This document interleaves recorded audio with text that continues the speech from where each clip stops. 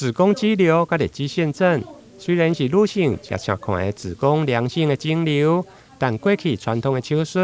可能需要来切除子宫，因此增加未生的可能性。但随着医疗科技的进步，真侪新的治疗方式出现，其中射频消融的手术，伫咧治疗子宫肌瘤甲日肌腺症，嘛算是一种创新甲有效的治疗方式。在过去，针对子宫肌瘤还有子宫肌腺症的治疗方式，主要还是以传统的手术为主，就是我们必须要用开刀的方法把肌瘤或者是把子宫整个移除掉。那但是在新的技术下，我们使用这样子一个射频刀，它会是一个超微创，几乎没有伤口，而且可以针对肿瘤有效的去缩小它的一个体积，以及去改善肌瘤造成的症状。所以这是一个不用开刀，但是又可以针对肿瘤去做一个治疗的一个新的方法。它其实是一个特殊设计的一个针，那在这针的最前端，它会放射出一些比较高频的一个能量。那这样子的能量会使得肿瘤里面它相同的组织，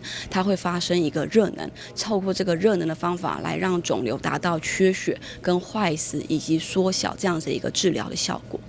卫生福利部台南病院妇产科医师林雨涵表示，射频消融的手术是一种超纤维手术技术，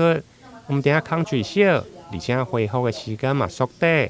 加上佫有超音波或者是类似镜腹腔镜来做导引，相对的比较较安全。另外，还佫会用保留子宫的功能，适合有生育计划的女性，同时嘛提高生活的品质。台南新闻林跟采访报道。